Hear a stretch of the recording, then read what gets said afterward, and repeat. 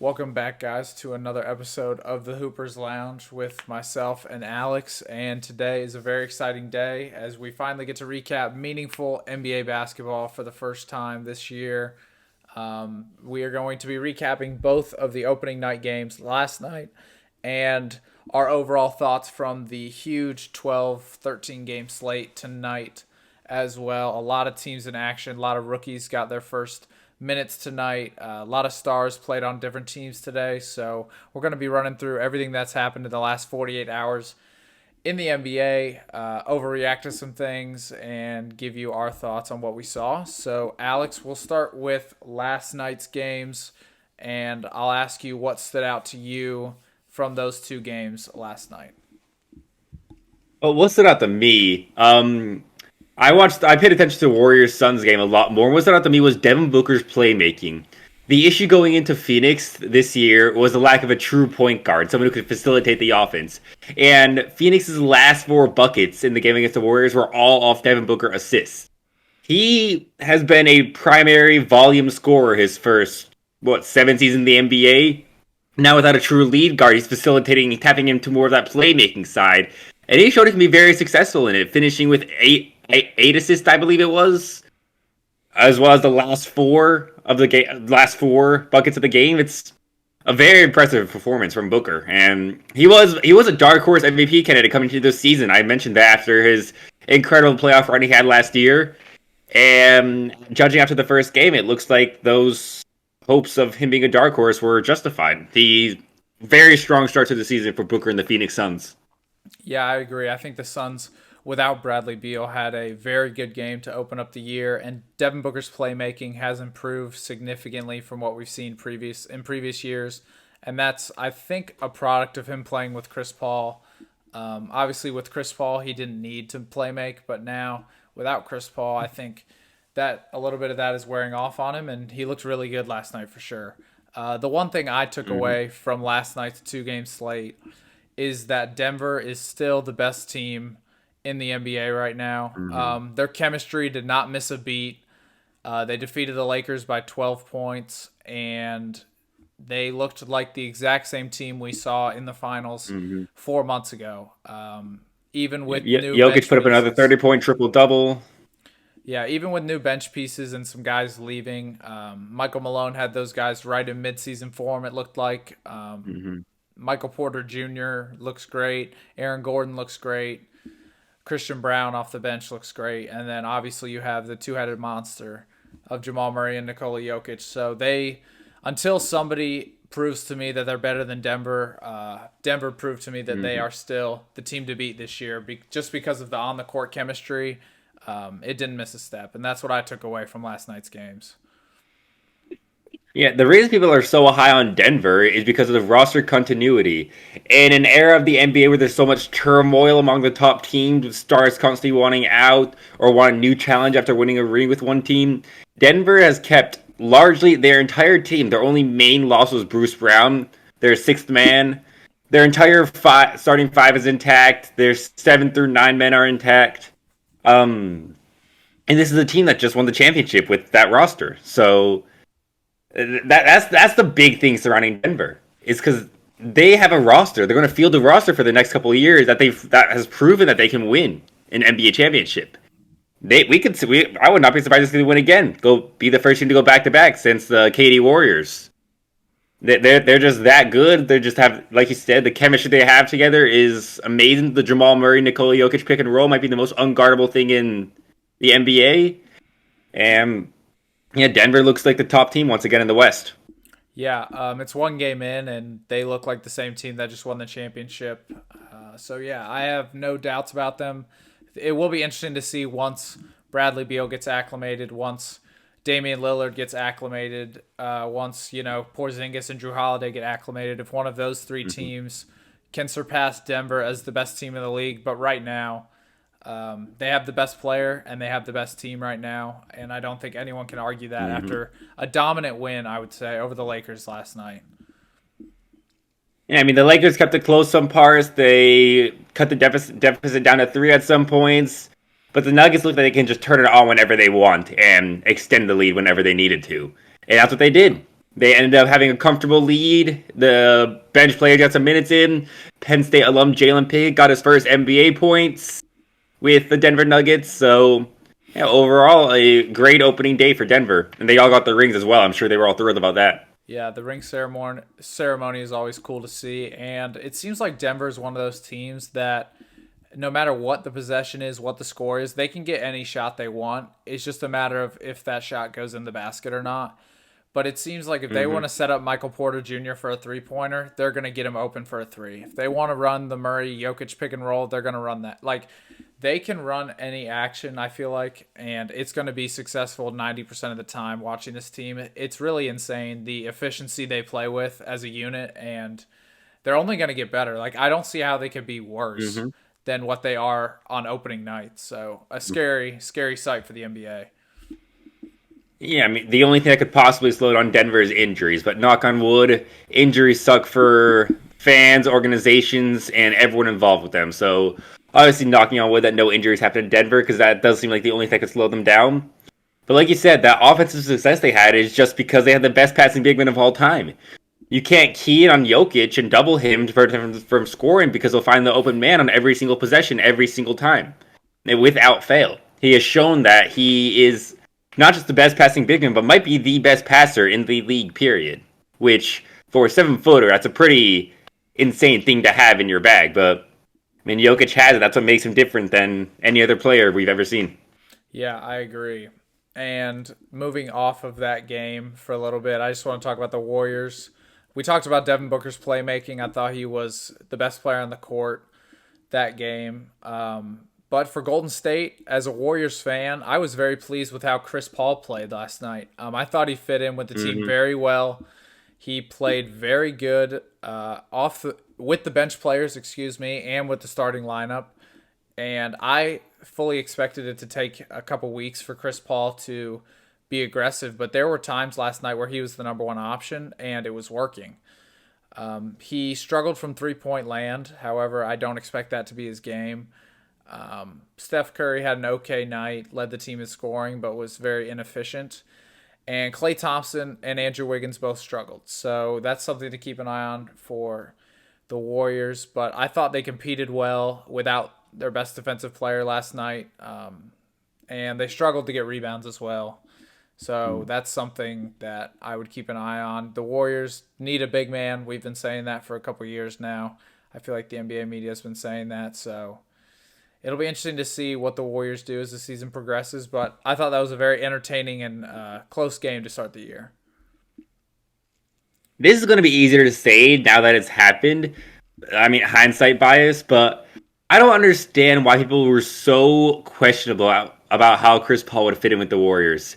Every single team and every single role Chris Paul has had to fill, he's done it, I mean, superbly. He was the number one option with the New Orleans Pelicans in the early stages of his career. Then he went on to the Lob City Clippers and thrived there. Then he went on to be the second option to James Harden on the Rockets and thrive there. Before that, he was on the Oklahoma City Thunder as the first option on the theoretically rebuilding team, and he led them to the playoffs. Then he was option number 2 and sometimes 3 on the Phoenix Suns and thrived there. No matter what role he's been put in his career, he has succeeded. He has made the best of it, and he's made everyone around him better. And it seems kind of weird that people didn't expect him to do that with Golden State, who has one of the best off-ball movers in NBA history, if not the best in Steph Curry. Yeah, Paul's going to find him for open threes 3 times a game, 5 times a game, you know? That's more open looks than Curry's probably ever gotten in a game, maybe since his rookie year. I agree. He's one of the best passers of all time in NBA history. He is also one of the more unselfish players in NBA history. He'll take any role that he needs to be. And after seeing his first game with the Warriors, it seems he fits just as well with the Warriors as he does with any other team. Yeah, it'll be interesting to see what happens when Draymond Green comes back, because I do think he will be the odd man out of the starting rotation, at least for a little bit. But I thought he played great with both the bench unit, like I mentioned, and the starters. He got everybody involved, and he also made the most of his own opportunities, scoring the basketball very well. And I thought he was the best player for the Warriors last night, for sure. Yeah, at least the most consistent. I mean, Steph put in 27 of his own and wasn't basically the focal point of the offense while he was in. But Chris Paul was probably the more consistent, reliable player. And as his first game in a Warriors jersey, that's definitely a good sign for Warriors fans. Yeah, I agree, and very competitive game. All right, let's move into today's action a little bit. We had a massive slate of NBA games, 12 games on the day. 11 of them concluded with the Trailblazers and Clippers currently finishing up as we're recording this. The Clippers have a 23-point lead, so I think it's safe to say that game is in check with 10 minutes remaining in the fourth quarter. So going off the NBA action today, Max, what was the most impressive individual performance to you? Okay, this is going to be a wild card, but for those of you who stayed up for the highly entertaining Mavericks Spurs game on ESPN tonight, I'm going to go with Derek Lively. He was a very Mm-hmm. exciting rookie out of Duke. He had a very good summer league, very good preseason, and he got the better of Victor Wembanyama tonight. Something I did not think I would say before the game started. But Derek Lively, I'm just going to look at his stats really quick, had a very impressive game in his first start. He finished with, let's see, 16 points on 8 shots, 10 rebounds, 1 block, and 1 steal in 31 minutes. He was a plus 20 on the court. I love the plus minus stat. I think that's one of the more revealing stats in the NBA. And Derek Lively had an impact on both ends of the court tonight. And the pick and roll with Lively and Luka was almost unguardable tonight for San Antonio, and that has a lot to do with Luka Doncic, who's one of the best players in the league. But Derek Lively was in the right spot every play, and when they had to help on Lively on the roll, that left open shooters in the corner multiple times. So I was very impressed with Derek Lively. I did not expect him to get 30 plus minutes in his first start, and I was very impressed with him just on both ends of the court, being able to rebound, defend, and also roll and finish around the basket. Very impressive. Yeah, I was always very high on the Lively pick ever since Dallas made that trade or that draft selection. Their biggest issue last year was rim protection on the defensive end and the lack of a rim roller on the offensive end. Derek Lively, while his game is limited, those are both of his strong suits. A great defensive stalwart and a great pick and rollman who can catch lobs from Luka and Kyrie, get on the offensive board, cause some pressure and chaos there. That's exactly what he did. He knew his role, he stuck to it, and he found a lot of success there. 16 points, 10 rebounds, some of those being putbacks off offensive boards, some of those being lobs off the pick and roll. He played his role perfectly tonight, and that's exactly what Dallas needs of him. They don't need any more than that. Lively played his role perfectly. As long as that can stay the case, as long as Lively keeps performing like that, Dallas is going to be a very good team this year. Luka also had a very good performance in this game, finishing with 33-point triple-double, as well as the step-back dagger 3 to put the game away. But I was very impressed by Wembanyama's first game. He wasn't the focal point of the offense like we all expected him to be. He started off very slowly, very quietly, and he only finished with 9 shots in the entire game, which was the least out of the starting lineup. And Shetty Osman took more shots off the bench than Wembanyama did. But you could see the impact that Wembanyama had in the game, especially in the fourth quarter, where he had 9 points in just that quarter, and the offense was running through him in crunch time. He was hitting threes. He was hitting mid-ranges off the dribble. He was putting pressure on every single three-pointer that Dallas put up, and that was the reason they didn't make any. You could see the impact that this generational prospect had in his very first NBA game. Yes, it wasn't the most impressive stat line in the world. 15 points, 5 assists, or 15 points, 5 rebounds, 2 assists isn't really, anything to, be super impressed about. But I think looking at his percentages, looking at his impact on the game, and looking at how much better San Antonio played with him on the court shows that the Wembanyama effect is in full stride with San Antonio. I agree. Watching that game, Wembanyama, while the ball did not fall his way tonight, while he didn't get as many shots as I'm sure he wanted to in his debut, he had an impact. Like you said, Dallas was conscious on every possession, both sides of the court. Where is number one? They had to make sure that they knew where he was and how to defend him on every possession. And I thought Dallas did a good job defending him, especially for the first 3 quarters. The one thing that I was saying to myself and my roommates when I was watching the game was Wembanyama's got to find a way to stay out of foul trouble. I think that is a Hmm. thing that could hurt him a lot this year. There were some fouls in this game where he had no business reaching in, getting in his way. I thought he took at least 3 fouls that you can watch on tape and be like, I don't need to Hmm. take that foul. He finished the game with 5 fouls and only finished the game with, I think, like around 20 minutes or something.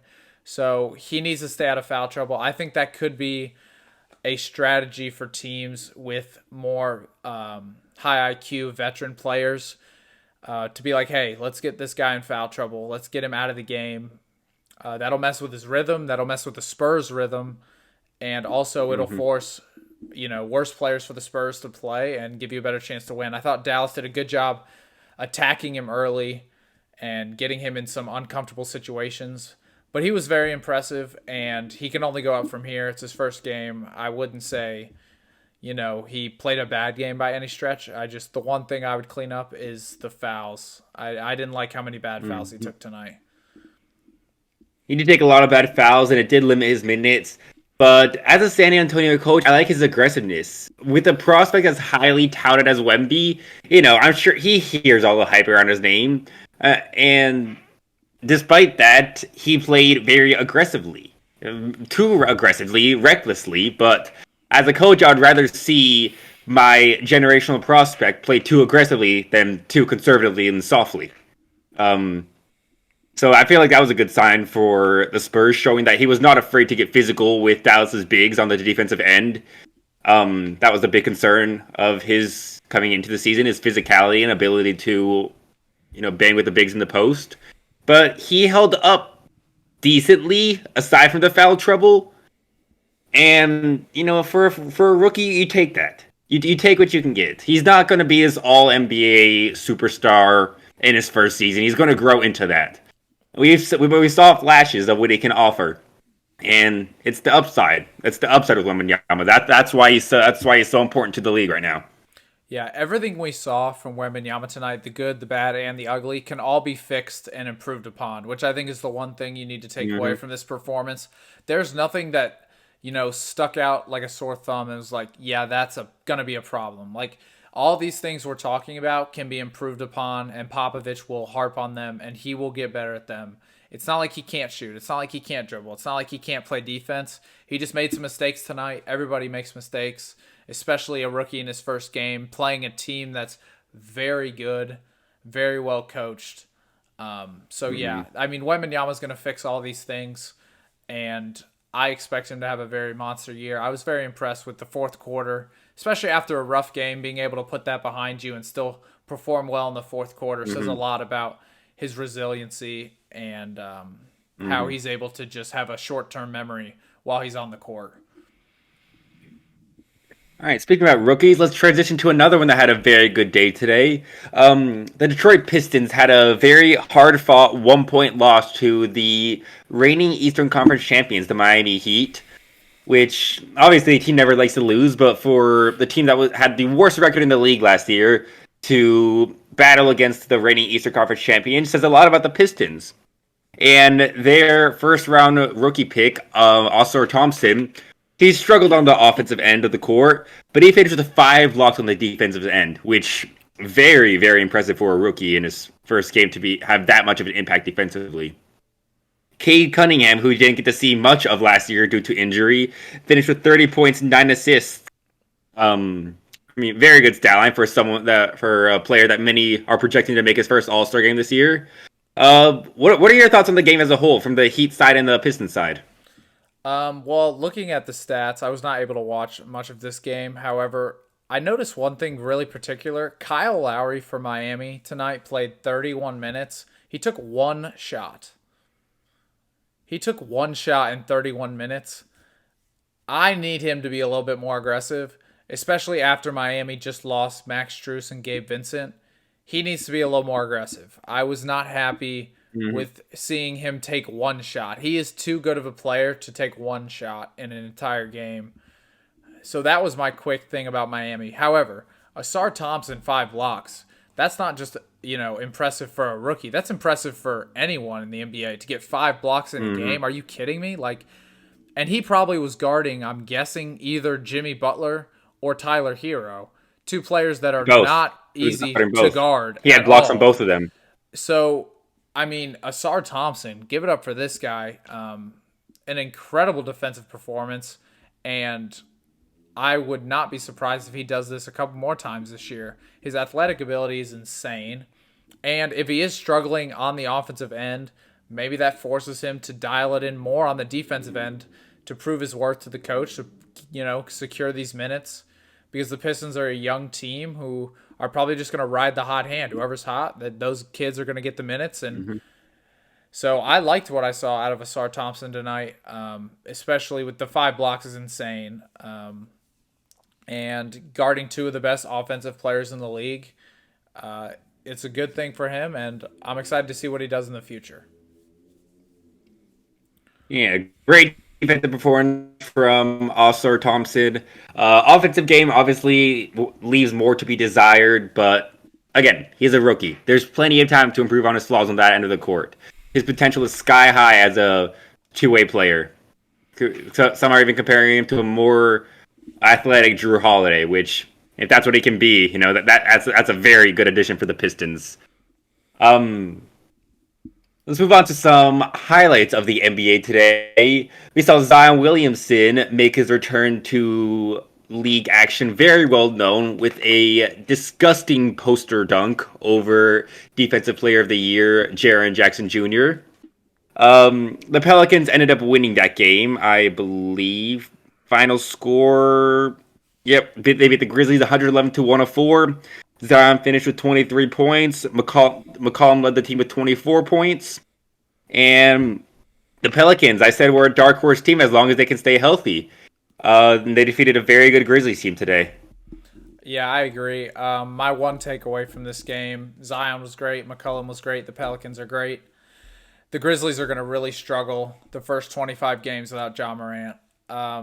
They lack the firepower that he brings offensively, the energy he brings to not only the team, but the entire fan base around Memphis.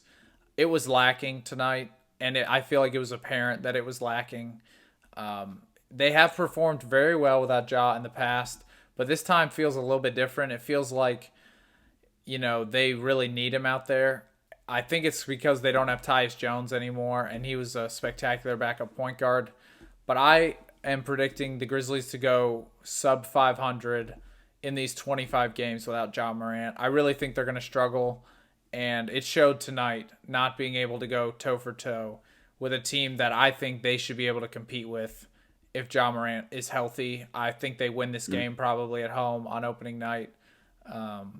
But yeah, it's disappointing to see a guy like Ja not only hurt his own career, but hurt the team as well with what he's done in the offseason. That was my major takeaway from this game is Memphis better have a good second half of the season because I really think they're going to struggle here the first 25 games. It was disappointing to not see the matchup between the number 1 and 2 overall picks of the 2019 draft.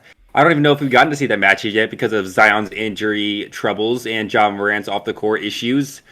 So I don't know if we've got to see the two explosive players have a matchup against each other. Memphis was led the way by Desmond Bane, who put up 30 points while making half his shots from both the field and three-point line. Bane is a very good scorer, but he cannot handle himself as the number 1 option. And the Grizzlies don't have anyone after Bane. Their entire offensive system revolved around Bane getting open on off-ball cuts and pick and rolls. And that's not sustainable or a consistent offense. They only put up 104 points in the game. Clearly wasn't enough to beat the Pelicans, and that won't be enough to beat any of the elite NBA teams who will more than likely to be putting up more than 104 in a game. Yeah, scary times are ahead for Memphis. I feel like they're not going to get much better than they have been the last couple years. Their consistency and their chemistry is going to take a hit, and hopefully they can, push through that, make a good run once Ja comes back. But yeah, I'm a little nervous about how they look tonight and how they will look the next month or so. But yeah, props to the Pelicans. Really good win for them. Great start to the season, and it's nice to see Zion on the court. He's very exciting. He's a top 10, top 15 player in the league when he's healthy. So very excited to see him back on the court. Agreed. It is great to see Zion back. He's one of the more exciting players in the NBA, and the NBA is definitely more fun with him playing than it is without. The last game we'll go over for the day is the Cavs versus the Nets. Donovan Mitchell hit a 3-pointer with 7 seconds left to take the lead, and the Cavs held on to win 114 to 113. For a team many was pegging to be the third best in the Eastern Conference after all the issues Philadelphia has had, are you inspired by this 1-point win against the Nets, or do you see some concerns with the game being so close? No, I'm a little concerned. Donovan Mitchell continues to be one of the better players in the clutch in the NBA, hitting a clutch open 3-pointer to take a 1-point lead with about 8 seconds left. I was very pleased with Max Strus, 27 points and 12 rebounds in his Cavaliers debut. Very good 12 rebounds from performance by Strus. him. That's shocking. Yeah, he had a very good How game. does this man getting 12 rebounds? I don't know, but Who's letting Max Strus get 12 rebounds? the Nets missing all these shots, I guess. But Brooklyn is a team that I don't think is going to be very good this year. They're going to compete in games like this, but they just shouldn't compete. It feels like on paper, the Cavaliers are better at almost every position. And to have a 1-point win to start your year that you needed a buzzer beater on is kind of concerning. It's only night one. I get it. We're overreacting to this stuff, but I was not pleased with the Cavaliers. I thought they got outplayed tonight by Brooklyn. And I think they stole a game from Brooklyn here to start the year. Props to Donovan Mitchell. That was a big-time shot, and big-time players make those shots. But, yeah, I think they got outplayed by Brooklyn, just straight up. Brooklyn played a really good game tonight, and I felt like they deserved to win, but that's not what the basketball gods decided tonight. Cam Thomas was the leading scorer for the game. He came off the bench for the Brooklyn Nets, put in 25 minutes, and scored 36 points, including 19 in the first quarter. He immediately came in last year after the whole Brooklyn superstar dissemble and put in 3 straight, 40-point performances. He's immediately coming in to start himself as one of the best kind of like spark plug guys. When you need a bucket and your offense is kind of slowing down, you put him in, he'll get you buckets. That's what his role is in the NBA. 36 points a game to open the season. Not bad at all. No, and 36 points in 25 minutes is even more impressive. Not being out there for, just barely over half of the game and putting in 36 points. Yeah, really impressive performance from Cam Thomas. He's a scorer. That's what he does. He reminds me a lot of Jordan Clarkson and what his role is and what it has been in his NBA career. And like I said, Brooklyn played a really good game tonight. Sad to see them not come away with the win. Cleveland, to me, is one of those teams that's going to be, middle of the pack in the Eastern Conference. They're going to probably win the first round of the playoffs and then call it quits after that. I need to see more from Garland and Mobley before I can call them a true Eastern Conference Finals contender, because on a nightly basis, in my opinion, you know what you're getting from Donovan Mitchell and you know what you're getting from Jared Allen. Like, he's not getting any better at this point in his career. You know what you're going to get from both those guys. So I need Garland and Mobley to step up and take their game to the next level if Cleveland wants to take that next step. All right, and as we wrap up this podcast, the Clippers Trailblazers game just finished up. The Clippers won by a final score of 123 to 111. Paul George put in 27, Kawhi with 23, Zubac with 20 and 12, Westbrook with 13 assists. Looking at the stats for the Trailblazers, Scoot finished with 11 points after struggling early on. But other than that, it doesn't seem like they could get much going on offense. A bit of a struggle game for the Blazers. Any immediate thoughts about that? Just hearing the numbers? Portland's going to be the worst team in the league this year. That's what I'm taking away Incorrect from this game. statement. You are forgetting about the Washington Wizards and the Chicago Bulls. Did Chicago win today? Hold on. No, I know Vucevic had a dunk on. Yeah, they lost by 20 to the Thunder. Maybe the Rockets might be the worst team, but Portland, They scare me. They're not going to be good this year. No, they're not. Also, shout out to Chet Holmgren for having maybe the worst rookie debut of all time. You got crossed and posterized in the same game. Yeah, not a good look for him. And also, quick shout out, Porzingis, outstanding performance in his Celtics debut as they defeated the Knicks. 30 points, 8 rebounds, and 4 blocks. Porzingis established himself as the number 2 option tonight, surpassing Jaylen Brown. That's not going to last very long, but it's cool to say it out loud because Jaylen Brown can't go left, and Porzingis is maybe better than him. I don't know. Let's see. That's not a bad take at all. I honestly think I would take Porzingis over Jaylen Brown. His size does make him more versatile. And he's, I would say, a more impactful defender with his length. Pingus, the unicorn. Yeah. He's like that. A great addition for the Celtics this offseason, and it's clearly already paying dividends. That'll wrap up this episode of the Hoopers Lounge. This is only week 1 of the regular season, and we got a lot more basketball. We got a lot more basketball upcoming, and a lot more to talk about. Stay tuned. We'll keep you updated with all the storylines, all the trends, all the results. Subscribe if you enjoyed. Leave comments on how good or bad your favorite team did. And we'll see you guys in the next episode.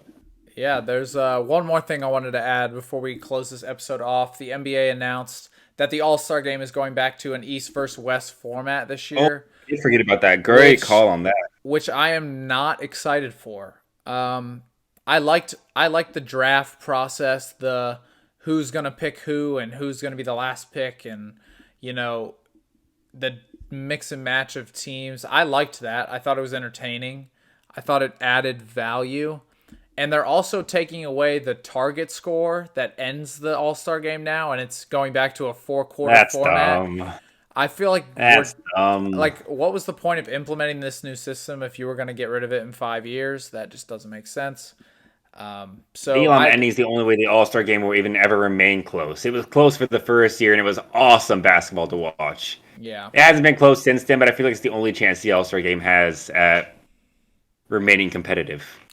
So I just wanted to add that in real quick. And good call on that. Maybe they are saving up their energy for the in-season tournament, which I've already seen a shit ton of commercials for on ESPN. They're promoting the shit out of this. They are. It better live up to the hype. I hope so. The trophy looks sick for it too, so that'll be interesting to see. But yeah, that'll wrap it up for this episode. Thank you guys for watching. Subscribe, like, do all that good stuff. And the season just started. Can't wait to talk about it more. And we'll see you guys in the next episode. Peace.